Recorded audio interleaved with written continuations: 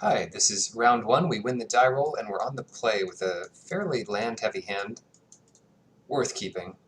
We've got Fanbearer, our opponent's down to 6, so our hand is kind of a mulligan to 6, but one that thins the deck a bit, pretending we just took a forest out of our deck, sort of. Sure. So we don't have much to do here. We can't really attack into that, so we can go ahead and prevent 1 or 2 damage. Then we run out Hooded Brawler, because that represents a bunch of damage. And it's just an aggressive matchup here. We've got red-white, one of the tried and true effective decks in the format, versus an exert-heavy white-green deck. I wonder what they're representing here. There's a lot of things that, if we block the Gustwalker with Hooded Brawler, we could trade, even if they give it Trample or something. But I don't want to do that. The other thing we could do is block this Flameblade Adept with both. But that also gets punished by any cycler. And some other stuff. So let's go ahead and exert this guy so he gets through. And play a nice blocker. This one we're much more willing to trade off.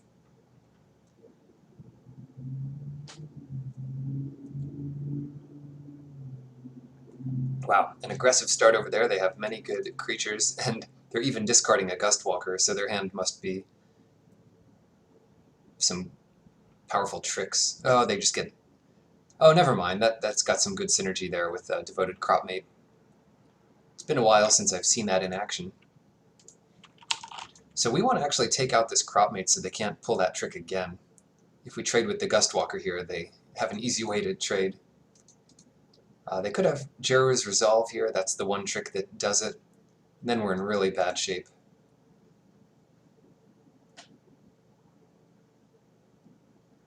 Considering they've already played more creatures than we've drawn. Yep, there it is. So, what do we do now? We keep our Fanbearer shields down, but that's not too bad since the creatures we're playing can block.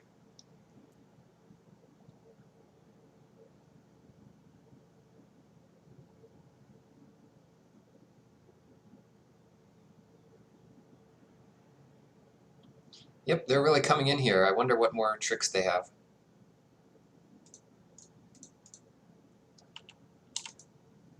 But since we're on the defensive, we need to think of trying to get something better. Down to 3. Well, it doesn't look like our game to win. They get 3 in the air next turn, so we need Fanbearer, and then they'll be able to attack for a little bit more, so we can't actually bring back the Initiate.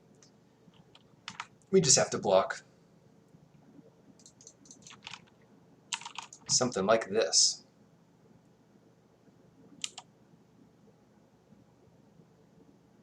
But we won't be able to block both of the Gustwalkers next turn. And Dusk to Dawn also doesn't save us, so that doesn't work out for us this game. Let's see if we can do any better. Maybe with a more aggressive approach. So Haze of Pollen is kind of interesting. We can go down to 1 Dusk to Dawn and play Throne or Honed Copish. Alright, let's go nuts. Let's play the Throne here. Test it out in battle. A good hand. No one can deny that 1-drop, 2-drop is a good start to a game of Limited.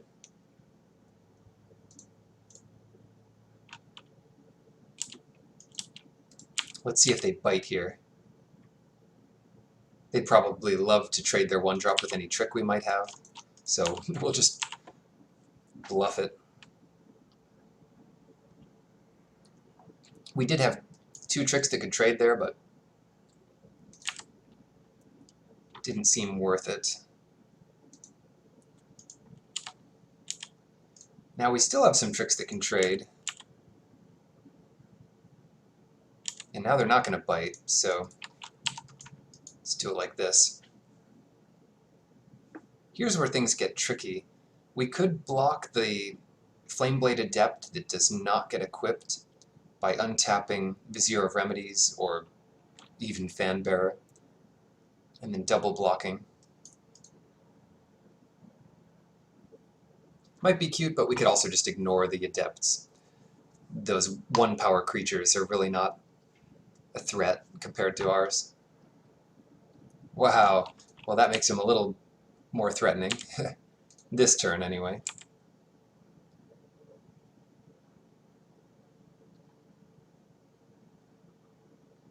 So here comes the Equip or the Magma Spray. One of those. Fortunately, we can protect a creature from Magma Spray.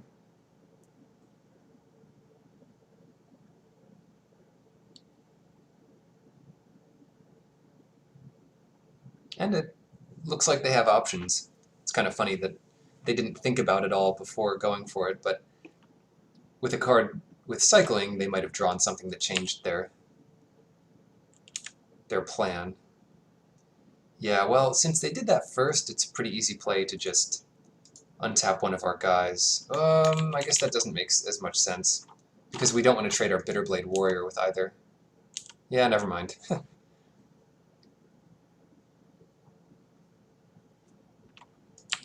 Okay.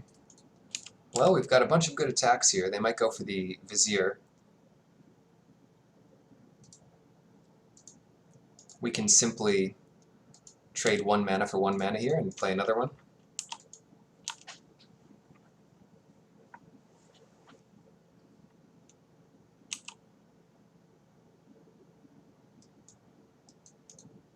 Get blasted by a Blazing Volley.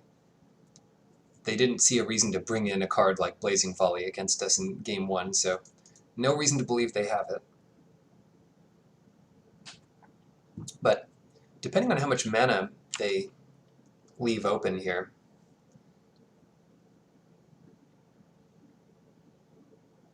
we could do Prepare, yeah. Get some good value out of that. Looks like our best bet then is to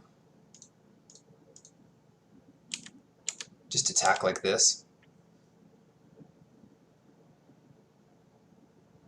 Maybe exerting the Bitterblade Warrior was ambitious, because if they're going to block a creature, it's probably one of the Viziers, not the Bitterblade Warrior. But if they don't block at all, it works out.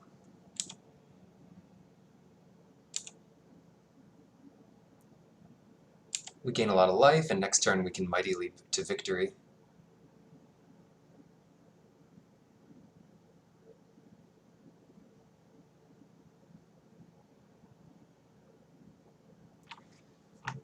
We have to remember they have a creature with reach, but we have the Fanbearer there to deal with that problem. Oh no, they have Electrify up.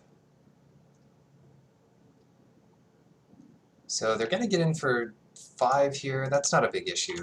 Let's just tap the Sure Shot. See if they leave anybody back.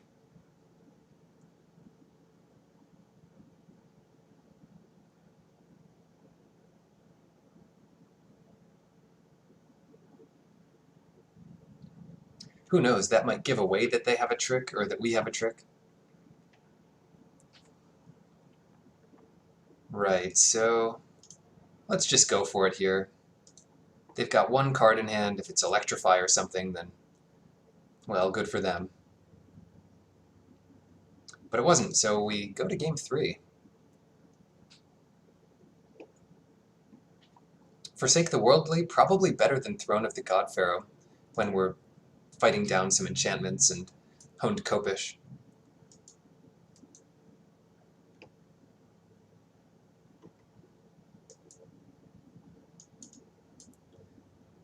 It's unlikely the Resolve will trick them again. And I'm wondering about the second copy of Dawn to Dusk.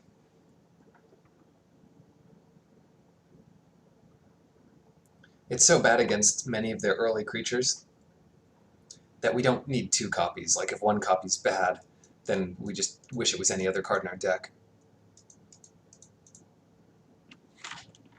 Another playable hand, maybe we trade off the Vizier early and play Devoted Cropmate. They're down to 6 again, but that didn't hurt them game 1. Well, if it did, it didn't hurt them enough. Let's see, they mulligan to the bottom. Not a bad sign for us.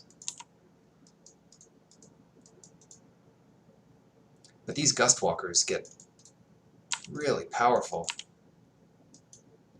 Let's see if they offer the trade or exert. Yeah. Gustwalker number 2.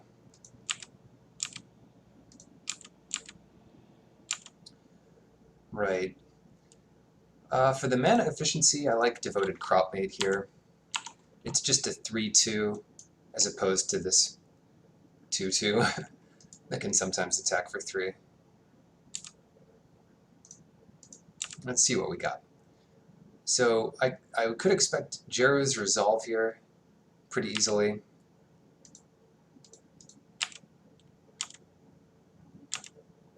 But maybe they're just color screwed. They did mulligan. And now we've got some strictly better creatures in play than our opponent. And they've been exerting, so not getting the full damage potential. There's the red. Is it in time? They curved out beautifully game 1.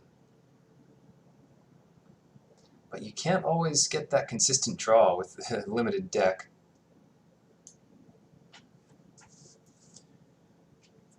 You also can't really say they had a bad draw. Gustwalker, Gustwalker.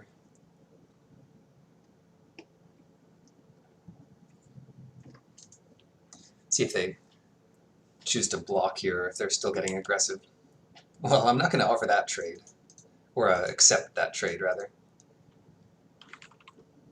And this Prepare is really the all-star of the matchup. If we're racing and we gain 5 or 6 life off Prepare, plus dealing 2 more damage or killing a creature, very hard for them to come back.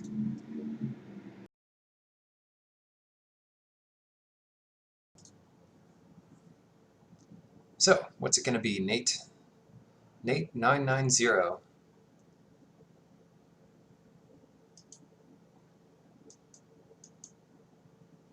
Ooh, the Magma Spray. They do have it. Exiling our poor bird. But we've got other stuff to do, not to mention another bird. Let's see.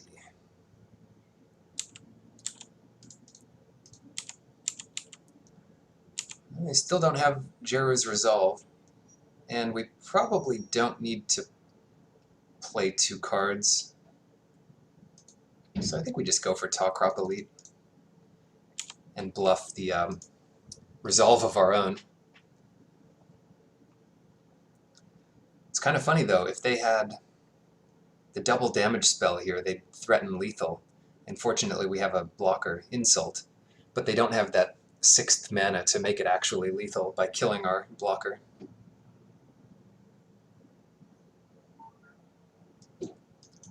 And that is a sorcery.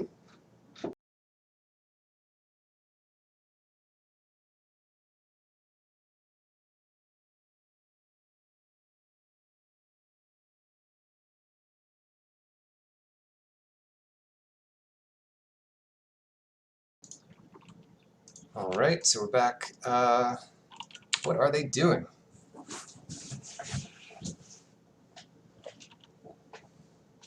Coming in for 1, so they're doing sort of a half-in plan where they realize they have to do damage to kill us eventually, but they also have to survive, so it's getting in as much damage as they can while still trying to survive, and that's how you have to play. There are there are mindsets where you just figure, oh, I have to survive, and that's my only priority right now. And you want to give yourself that maximum chance of survival, but it's not always right. And they're skirting it beautifully. Well, what do we do here? We could pump and fight, get in quite a lot of damage.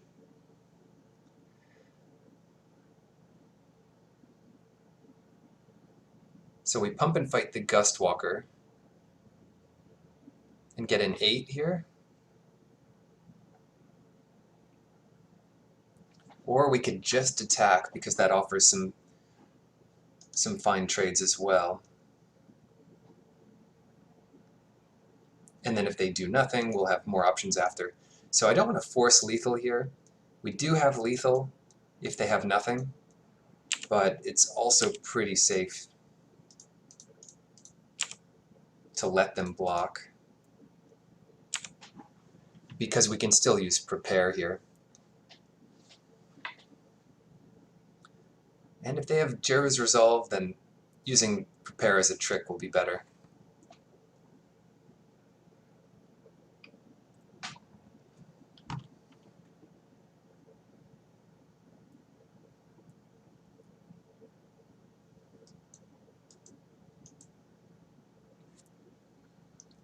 Yeah, these are the blocks I'd expect. The other Gust Walker on here. Then what?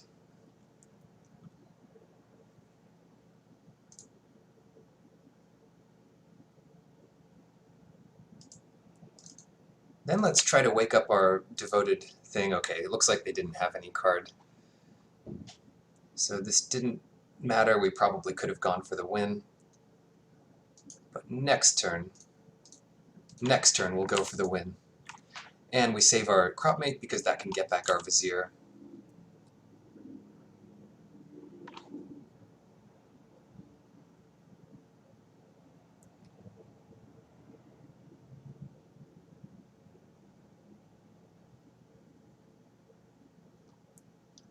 Okay. Not great for us, but it turns out the Red Crop Spearmaster will deal with the Sure Shot here. We can exert. They have no blocks that don't trade with the Sure Shot. And then if they don't trade, we get to fight it second main. We'll take a little bit of damage here. So we're in a much worse position than we were a few moments ago.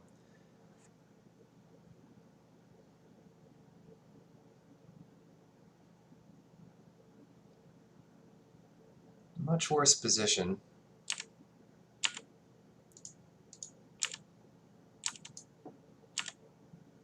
Do they go to 1? Or chump with the warrior? 3 decent options for them.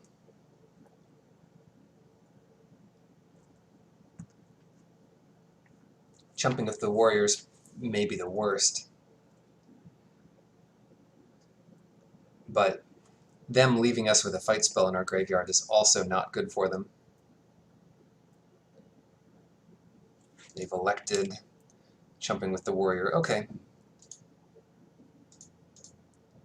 Let's get rid of that flying blocker with first strike, because that gets pretty pesky.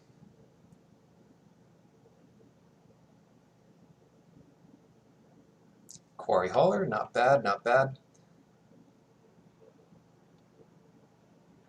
Still hurting for green.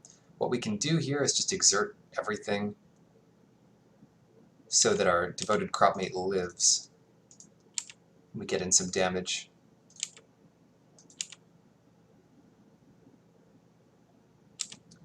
And then a 4/3 is just better than our little small creatures.